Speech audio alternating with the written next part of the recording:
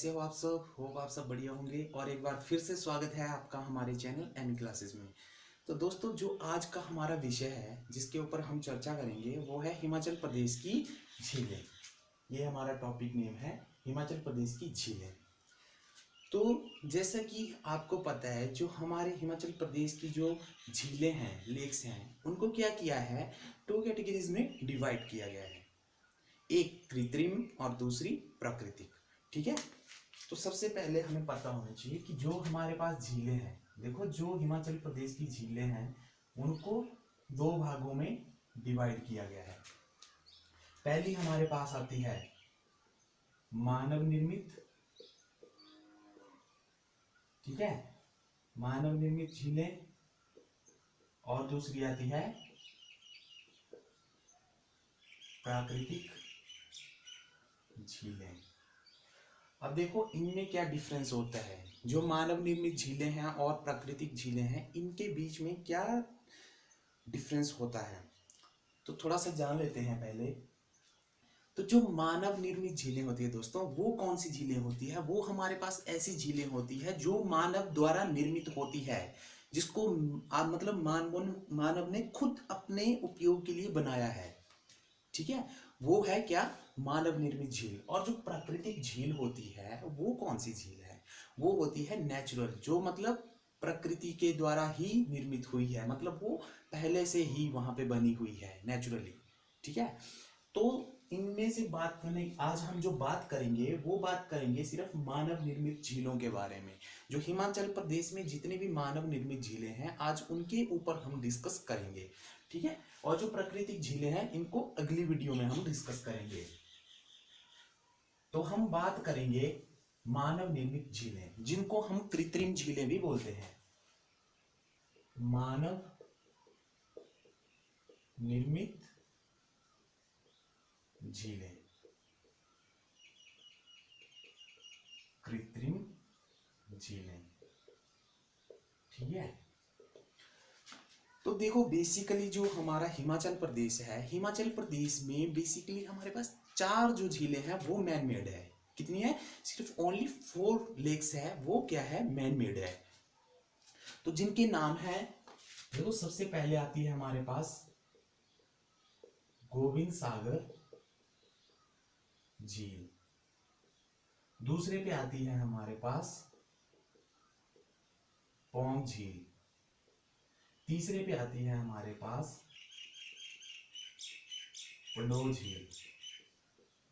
और जो चौथा है वो है चमेरा झील। ठीक है। अब ये जो हमारे पास लेक्स है, जो झीलें हैं, यही हमारे पास क्या है? मैन मेड झीलें हैं, जो मानव द्वारा निर्मित की गई है अपनी आवश्यकताओं की पूर्ति के लिए। ठीक है।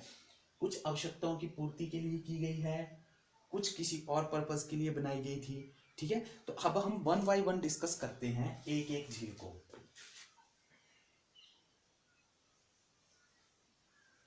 अब सबसे पहले अगर हम बात करें गोविंद सागर झील की, तो ये सभी को पता है कि जो गोविंद सागर झील है ये कहाँ पे है? ये है जिला बिलासपुर, हिमाचल प्रदेश, जिला बिलासपुर। यह है हिमाचल प्रदेश के बिलासपुर जिले में। अब बिलासपुर में क्या है, ये जो झील बनाई गई है ये बेसिकली क्यों बनाई गई है, चलो इसकी थोड़ी सी मैं आपको बता देता हूँ बात, कि इस झील को बनाने का बेसिक जो मतलब मेन जो पर्पस था वो क्या था। इस झील को बनाने का जो मेन पर्पस था वो क्या था, इस झील के ऊपर एक बांध बनाया गया है, भाखड़ा। जो सबको पता है भाखड़ा बांध सबसे बड़ा बांध है, ग्रेविटी बांध। ठीक है ना। वो इसी लेक के ऊपर बांध बनाया गया। अब ये सबसे बड़ा बांध है। ठीक है। तो इसमें क्या किया गया है, इस लेक की जरूरत क्यों पड़ी बनाने की? क्योंकि ये जो भाखड़ा बांध है, इसका जो जल स्तर है, इसका जो जल स्तर है, इसको स्थिर रखने के लिए, ठीक है, इसको स्थिर रखने के लिए इस लेक का निर्माण किया गया था बिलासपुर में। ठीक है। ये लग गया पता। अब बात करते हैं इस लेक की लंबाई की।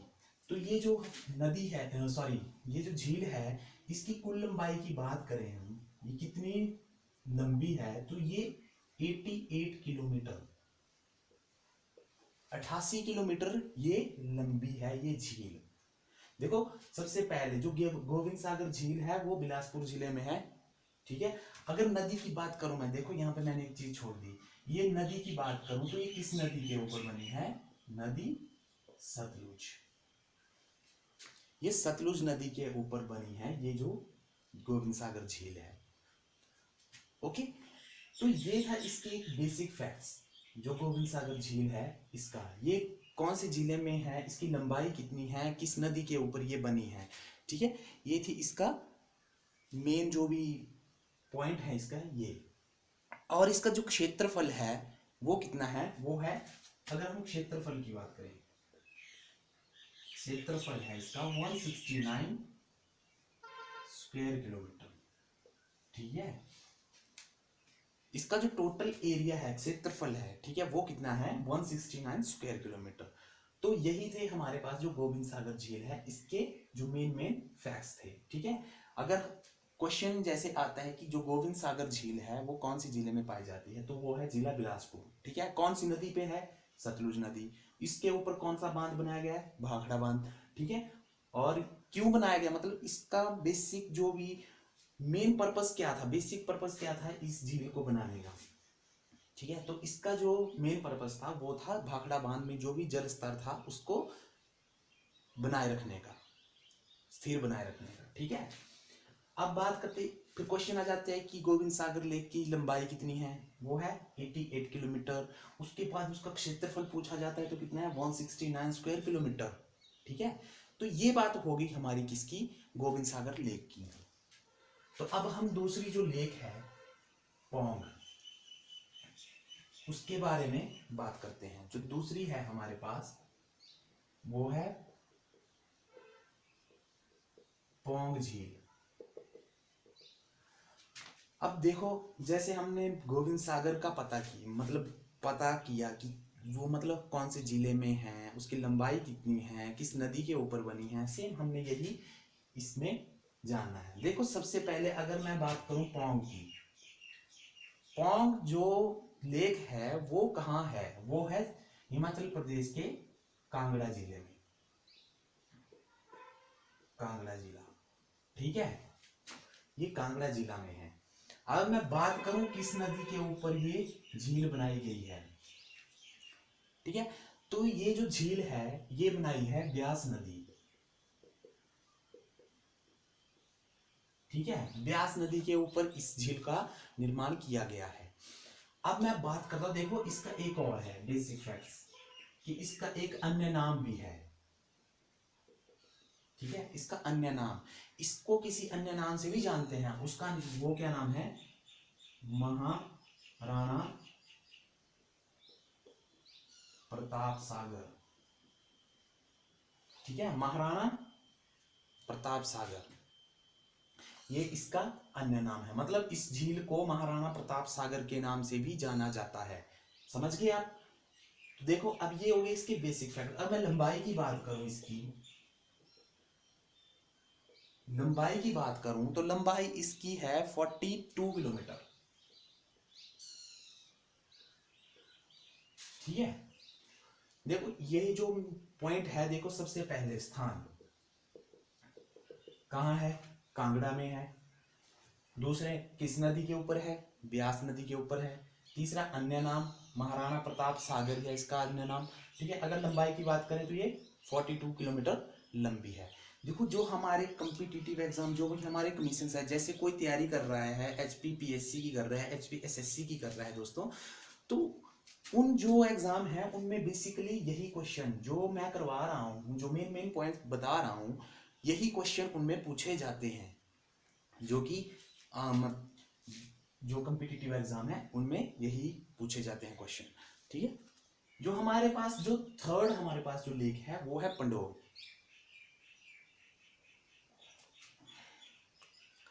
जो तीसरी है वो है पंडोर, पंडोर झील। अब देखो इसका भी हमने स्थान पता होना चाहिए, फिर इसके नदी के बारे में पता होना चाहिए, किस नदी के ऊपर बनी है। उसके बाद लंबाई की बात, ठीक है। तो देखो सबसे पहले जो हमारे पास पंडोह लेक है, बेसिकली आप सब मनाली तो गए होंगे, कुल्लू मनाली, मनाली तो ऑलमोस्ट सभी गए ही होंगे। तो आपने एक पंडोह डैम सुना है, और वहीं से होके मनाली को जाते हैं पंडोह डैम से, मतलब पंडोह जो डैम है वही वहीं पे वो झील है, ये झील वहीं है, ठीक है, पंडोह डैम पे। अगर तो पंडोह जो झील है ये कहाँ पाई जाती है, ये है मंडी, मंडी के पंडोह जगह है, वहां पे इसका जो स्थान है। अब बात करूं मैं, सॉरी मैंने ये स्थान की जगह ही लिख दिया, ठीक है, इसमें कंफ्यूज मत होना। जो पंडोह झील है वो इसका स्थान कहाँ है, मंडी के पंडोह में। अगर बात करूं मैं इसकी नदी की, कि किस नदी के ऊपर बनाई है ये झील, तो ये भी ब्यास नदी के ऊपर ही बनाई गई है, ब्यास नदी के ऊपर ही बनाई गई है। और इसकी जो लंबाई है वो कितनी है, 14 किलोमीटर, सिर्फ 14 किलोमीटर। देखो अब मैं इसके पर्पस की भी बात करता हूँ कि इसका पर्पस क्या था, इस लेक को बनाने का क्या पर्पस था। देखो पहली बात, इस लेक को बनाने के लिए हमारे पास क्या था, जो सुंदरनगर में एक, मतलब जो सुंदरनगर के एरिया थे, जैसे बल घाटी है एक, उन एरियाज में क्या था, सिंचाई की या पानी की कोई व्यवस्था नहीं थी, ठीक है। उन एरियाज में क्या था, पानी की इतनी सुविधा नहीं थी, और जो फसलें थी उनको सिंचाई के लिए कोई ऐसी वो नहीं थी, सुविधा नहीं थी पानी की। तो उन लोगों ने खुद ये, मतलब पंडोह से लेके ये सुंदरनगर तक ये जो लेक है, इसको कनाल के थ्रू, मतलब जो पंडोह लेक है वहां से कनाल के थ्रू इसका पानी, मतलब जो बल घाटी है, बल घाटी ये है सुंदरनगर में, ठीक है, सुंदरनगर में। तो बल घाटी से होते हुए इसको सुंदरनगर ले जाया गया, ठीक है। क्योंकि देखो सबसे ज्यादा फायदा हुआ इन लोगों को फिर, क्योंकि इनको क्या थी, पानी की परेशानी बहुत ज्यादा थी, क्योंकि वहां पे सिंचाई की कोई व्यवस्था नहीं थी पानी के लिए, ठीक है। तो इन्होंने क्या किया, वहां से ये कनाल के थ्रू जो पंडोह झील है, यहाँ से पंडोह से लेके यहाँ तक, इसको किससे, सुंदरनगर तक किसके द्वारा लाया गया है, इसको नहर, नहर के थ्रू इसका पानी है वो आगे को ले आया गया। और उसके बाद देखो सुंदरनगर में क्या किया गया, सुंदरनगर से इसका जो पानी था उसको फिर से क्या हुआ, टनल के थ्रू इस पानी को सतलुज के पानी के साथ मिला दिया गया। कहां पे, ये सलापड़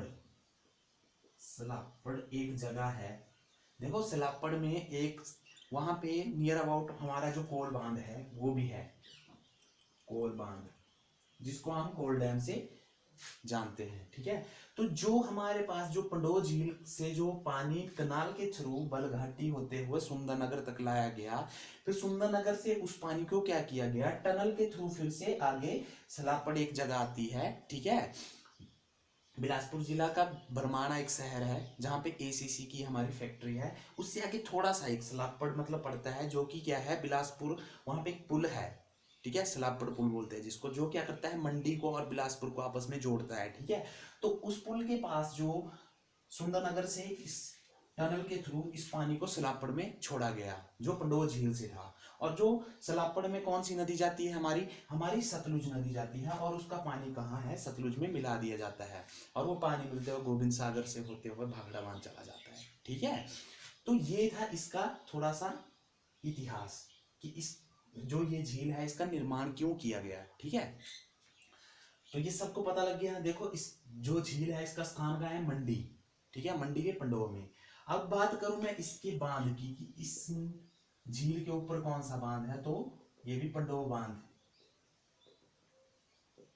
पंडोह बांध इसके ऊपर बनाया गया है, ठीक है। तो लंबाई का हमें पता लग गया कौन कितनी है, 14 किलोमीटर है। नदी के बारे में पता लग गया, किस नदी के ऊपर है, ब्यास नदी के ऊपर है। अब बांध का भी पता लग गया, कौन सा बांध है इस झील के ऊपर, इसके ऊपर है पंडोह बांध, ठीक है ना। और इसका जो पानी है वो किसके थ्रू, मतलब इसका पानी, मतलब इसका इतिहास है, क्योंकि इसने क्या किया था, इसका पानी, इस जो झील की जो मेन दिक्कत थी, दिक्कत क्या मतलब जो निर्माण के लिए जो मुख्य बात थी वो थी सिंचाई क्षेत्र के लिए, लोगों को सिंचाई के लिए इस जो ये पंडोह झील है इसका निर्माण किया गया था, जिससे कि जो हमारे बलघाटी सुंदरनगर साइड के जो भी छोटे छोटे गांव हैं उनको क्या हुआ था, बहुत फायदा हुआ था इस झील से। ठीक है। और इसका जो पानी है वो बाय कनाल होते हुए सुंदरनगर लाया गया, सुंदरनगर से फिर बाय टनल होके इसको कहाँ, सतलुज में इसका जो पानी हो मिला दिया गया है। ठीक है। तो ये था हमारे पास पंडोह के बारे में, पंडोह झील है जो उसके बारे में थोड़ी सी जानकारी। अब लास्ट जो हमारे पास बचती है वो है हमारे पास चमेरा झील। ठीक है। चमेरा झील के ज्यादा इतनी भी मतलब इसका कुछ ज्यादा है नहीं।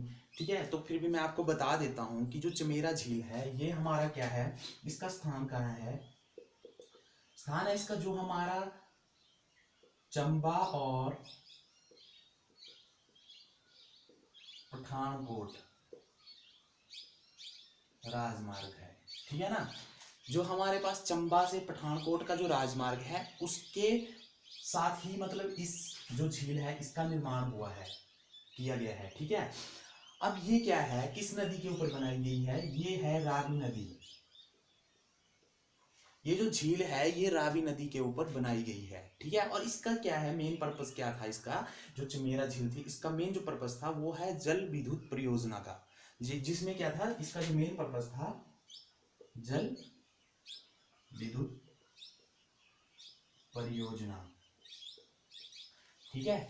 इसका मेन जो काम था वो था जल विद्युत परियोजना का, इलेक्ट्रिसिटी डेवलप करना। ठीक है ना, हाइड्रो प्रोजेक्ट।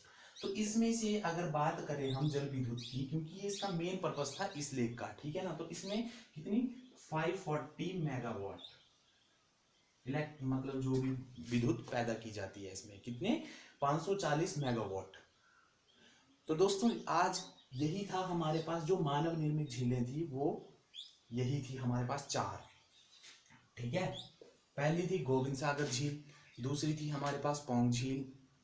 बात करें अगर गोविंद सागर की तो वो जिला बिलासपुर में है। ठीक है। सतलुज नदी के ऊपर है, उसके ऊपर भाखड़ा बांध बनाया गया है। उसकी लंबाई अगर बात करें तो उसकी कुल लंबाई है 88 किलोमीटर। अगर उसके क्षेत्रफल की बात करें तो 169 स्क्वायर किलोमीटर का उसका क्षेत्रफल है। ठीक है। अब पर्पस क्या था उस नदी, सॉरी मैं नदी बोल रहा हूँ उस झील का जो पर्पस था वो क्या था, मेन वो था कि जो हमारे भाखड़ा बांध का जो पानी था उसमें क्या है, स्टेबिलिटी बनाए रखना। ठीक है। स्थिरता बनाए रखना। ठीक है। ये था गोविंद सागर के। नंबर 2 पे आती है हमारे पास कौन सी, नंबर 2 पे आती है हमारे पास पौंग झील, जो ब्यास नदी के ऊपर है, जिला कांगड़ा में है। ठीक है। उसकी लंबाई की बात करें 42 किलोमीटर है। ठीक है। और उसका जो अन्य नाम था महाराणा प्रताप सागर के नाम से भी वो जानी जाती है। ठीक है। और उसके बाद उसकी अगर मैं बात करूं लंबाई की तो 42 किलोमीटर है। ठीक है। थर्ड पे आती है हमारे पास पंडोह, पंडोह झील। ठीक है ना। पंडोह झील क्या है, पंडोह झील, पंडोह मतलब एक जगह है मंडी में, वहां पे उस झील का निर्माण हुआ है। ठीक है। और वो 14 किलोमीटर, अगर उसकी लंबाई की बात करूं तो उसकी लंबाई है 14 किलोमीटर। 14 किलोमीटर के बाद उसके ऊपर जो बांध है वो है पंडोह डैम। ठीक है। अगर वो किस नदी के ऊपर बनाई गई है झील, वो बनाई गई है पंडोह सॉरी ब्यास नदी के ऊपर। लेकिन उसका जो पर्पस था मेन वो क्या था, वो था जल सिंचाई के लिए। ठीक है। उसका जो पानी था उसको कनाल के थ्रू क्या किया गया था, पंडोह झील से उसको कनाल के थ्रू सुंदरनगर तक, सुंदरनगर से फिर टनल के थ्रू उसका पानी किसमें, सतलुज में मिला दिया गया। ठीक है। उसके बाद आता है हमारे पास जल विद्युत परियोजना, जल क्या बोल रहा हूँ मैं भी पागल हो गया हूँ। ठीक है। तो लास्ट में हमारे पास आती है चमेरा झील। तो चमेरा झील कौन सी है, तो चमेरा झील है वो बेसिकली रावी नदी पे है, और ये चंबा में ही पाई जाती है, बेसिकली चंबा में ही पाई जाती है। ठीक है। लेकिन चंबा और पठानकोट का जो हमारा स्टेट हाईवे है, ठीक है, स्टेट हाईवे तो नहीं बोल सकते उसको, ठीक है, नेशनल हाईवे है। ठीक है ना। उसके क्या है, उसके किनारे पे इस झील का निर्माण किया गया था। लेकिन अगर मैं पर्पस की बात करूं इस नदी की कि इसका पर्पस क्या था, इस नदी को, सॉरी, इस झील को क्यों बनाया गया था? तो इस झील का जो मुख्य पर्पस था वो था जल विद्युत परियोजना, मतलब यहाँ पे एक प्रोजेक्ट एस्टैब्लिश किया गया था, हाइड्रो प्रोजेक्ट, ठीक है ना, जिसकी क्षमता कितनी थी इलेक्ट्रिसिटी पैदा करने की, जिसकी थी 540 मेगावाट, ठीक है ना, 540 मेगावाट बिजली उत्पादन करने की क्षमता थी, ठीक है। तो ये थी हमारे पास जो भी मानव निर्मित झीलें थी, मतलब कृत्रिम झीलें थी हमारे पास हिमाचल प्रदेश में। अब जो नेक्स्ट वीडियो है उसमें हम पढ़ेंगे प्राकृतिक झीलें, जो नेचुरल है, जिसको मतलब किसी ने नहीं बनाया, वो खुद ही बनी हुई है, ठीक है। तो इनका हम क्या करेंगे, जो अगली वीडियो आएगी उसमें हम डिस्कस करेंगे। आज के लिए इतना ही, थैंक यू।